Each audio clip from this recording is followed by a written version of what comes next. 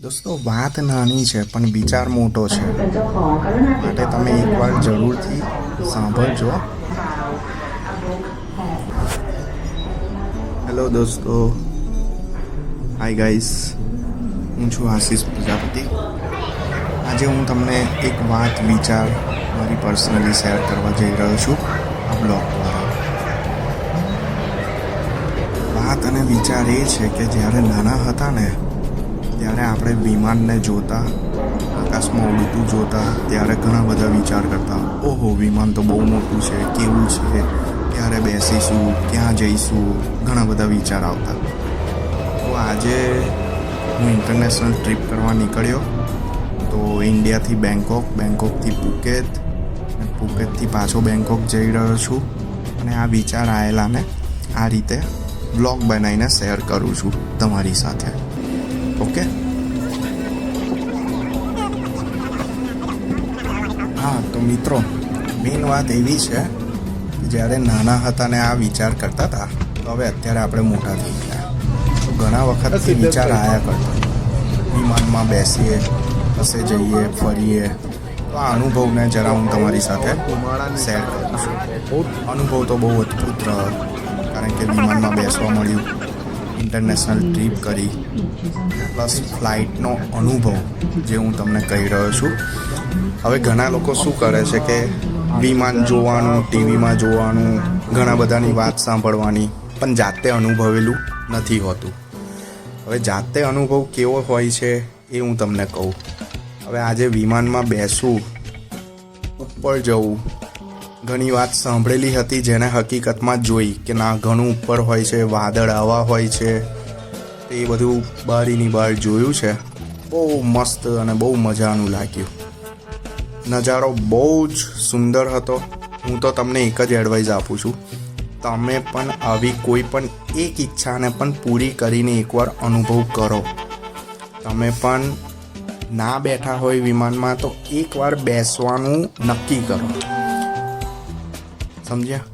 તમે વિમાનમાં બેસો, કશે કોઈ જગ્યાએ પહોંચશો ને તો તમને પણ અનુભવ થશે કે હા, આજે મેં કંઈક જીવનમાં કંઈક કર્યું, એક અનુભવ થશે.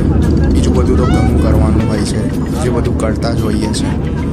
પણ મેં એવું જોયું છે, ઘણા બધા એક વિમાનમાં બેઠા વગર ઉંમર વીતી જાય છે અને છેલ્લે ટાટા બાય બાય થઈ જાય છે. એટલા માટે તમે અત્યારે પ્લેનની અંદરનો નજારો પણ જોયો હશે. હું વિડીયો ઉતારું છું, બહારનો નજારો પણ કવર કરું છું, અંદરનું પણ કવર કરું છું. તમે જોયું હશે, વિમાનમાં બેસતી વખતે એક મેડમ તમને વેલકમ કરે છે. અંદર એસી છે, બારી નાની છે, બહારનો નજારો દેખાય છે. ફૂલ સ્પીડમાં ઉપર જાય છે, ફૂલ સ્પીડમાં તમને નીચે લાવશે, લેન્ડ કરશે પ્લેન. કેટલું સ્પીડમાં રનવે પર દોડે છે. આ બધું નાનું નાનું છે, પણ ઓબ્ઝર્વેશન કરતાં કરતાં ખૂબ મજા પડી, ખૂબ મજા પડી. આખું એરપોર્ટ નિહાળ્યું. એરપોર્ટ પણ એટલું ક્લીન અને કેટલી બધી ફેસિલિટી અવેલેબલ હતી.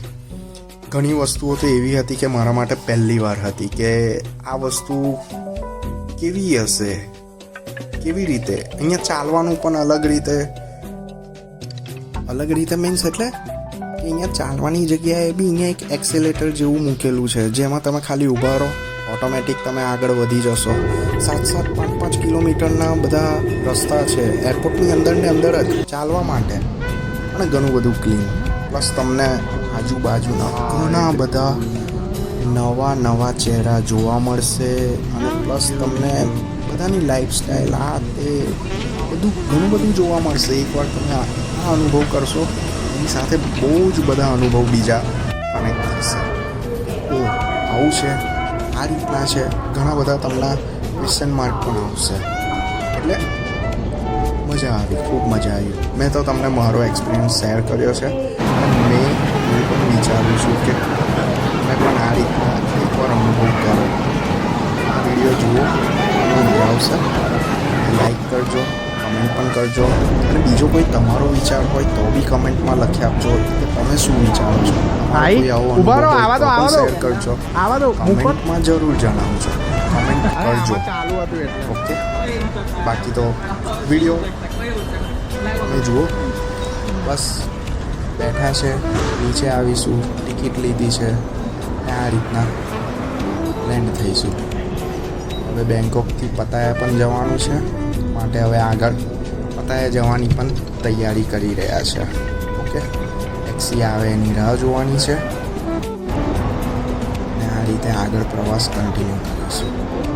કેવો લાગ્યો અમારો વિચાર અને વાત કેવી લાગી તમને કમેન્ટમાં જરૂર જણાવજો. નાના હતા તો વિમાનને જોઈને એક સપનું હતું અને આજે